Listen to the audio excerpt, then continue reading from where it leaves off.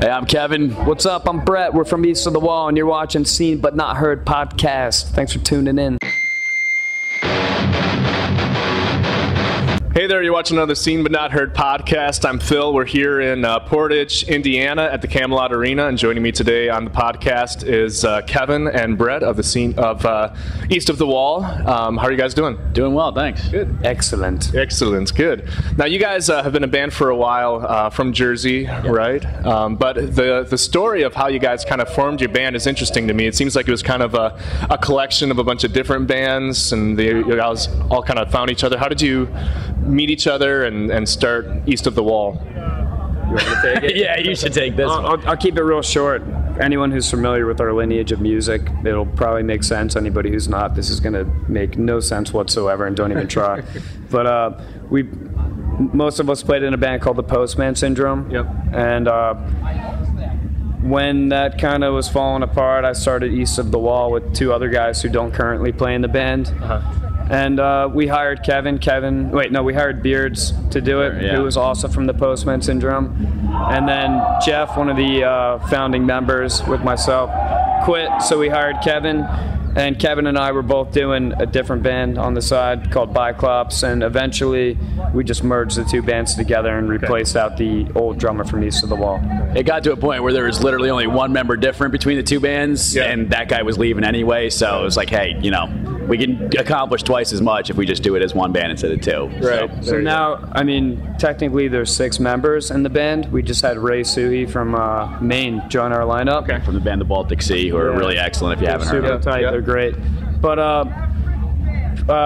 4 out of the 6 of us were in Postman Syndrome. Okay. So it's pretty much nothing changed, except we just got older. The name is just changed 100 times. We got older, So. All right.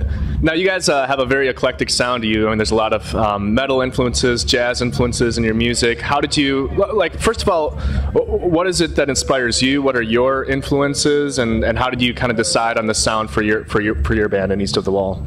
I don't know that we ever really necessarily decided on the sound per se. When we formed it, it was envisioned to be an instrumental, Jeff and I were really stoked up on all the things that ISIS and Mogwai were doing, and we wanted to do something, I don't know, in our own vein in the same genre, and it just turned into a proggier, weirder band with vocals in it. Yeah, I think as people have joined and left the band, different influences have come and gone, and I think it's been a relatively natural progression given the lineup changes and everything, but just what everyone brings to the table individually sort of has brought us to the point we're at now musically. Yeah. And each record has pretty much a different lineup of musicians on it. Okay. So, each record will be different, as a result of that. It's the chemistry of all the people involved making each project really, determine the result of it. Right. So it's going to be weird and eclectic and have many different influences based on all the different people. Yeah. Right. And I've heard you guys say, too, when it comes to writing each album is kind of like a progression in and of itself. It's an evolution from the previous album. Right. Do you guys feel that's the case? And given that you put out Resentment in 2010 and your latest album last year, The Apologist, do you guys have plans for kind of what the next album is going to sound like, or are you starting to think about what that next evolution is going to be? Yeah, we actually have a pretty good jump on writing the next record. We have probably... if you want to be technical, it could be halfway... considered halfway finished right now. Okay. Right. It's not... We didn't sit down and say, this is what we're doing on the next record, but it's definitely sounds a lot different than The Apologist does. And I think we just, as a group, collectively don't like to repeat ourselves musically, Sure. We tend to, with each record, trying to fully explore whatever idea it is we're going for, and then on the next project we move on to something else, and I think the next record is going to reflect that for sure. And also, par for the course, we've got a new guy on the team writing for us. Of course. So different lineup again. We'll probably never ever do 2 records with the same people on it. Maybe, but I don't know. Who knows? Who knows? But you know what? I think to an extent it's worked in our favor. We've covered a lot of ground already. In the band's discography, and hopefully that continues. Yeah, cool. And you guys have been touring with Black Tusk right now, and Royal Thunder and Hull have joined up since then. How's the tour been, and how did you guys get to know those guys, and what's the last few weeks been like? It was very organic when the four bands actually met up. We've known Hull for a bit. They're great friends of ours, and a great band. We actually went out of our way to catch them in LA when we had a day off in Reno in November, because they're so killer. But when all the four bands met up, Black Tusk are headlining it, and they're really sharing the accommodations and helping everybody out. Everyone's super cool, and I mean, there's everybody in the crew's right over there right now playing CeeLo, getting down and having fun, man.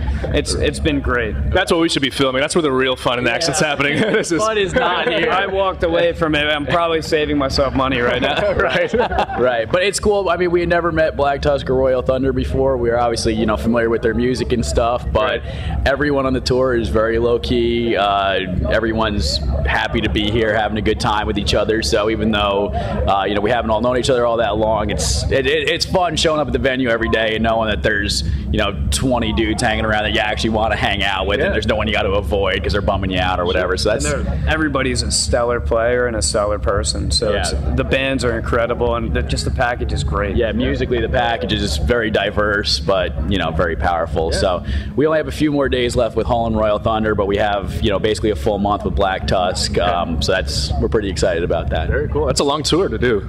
Yeah, it's pretty much the standard for us. It's usually about a month every time we go out. So, I guess we're sort of conditioned for that. Sure.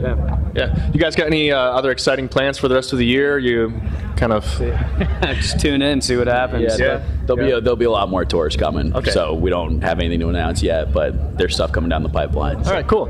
I also like to end each of these interviews by giving the artist a chance to plug or promote anything. I don't know if there's other bands that you're listening to or books that you're reading or anything that you just kind of want to plug or promote or tell your fans about. All right, yeah.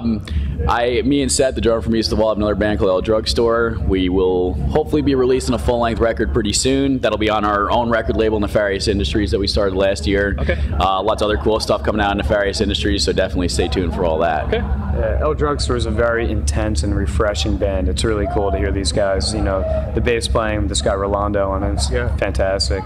Right on. I'm doing a thing called Argonauts with Chris from East of the Wall, and we've got Dave on drums and John, and they both played in Burnt by the Sun. Dave's currently in Municipal Waste, and we'll be doing a tour in April. We'll actually be doing the Three Floyd's Dark Lord Day. Okay. So we'll be out here for that. Very cool. Yeah. Well, we look forward to that. Thanks, guys, so much for hanging out on the podcast, and hopefully we'll catch you again soon. Thanks for having us, man. Watching Seen But Not Heard podcast. Yeah.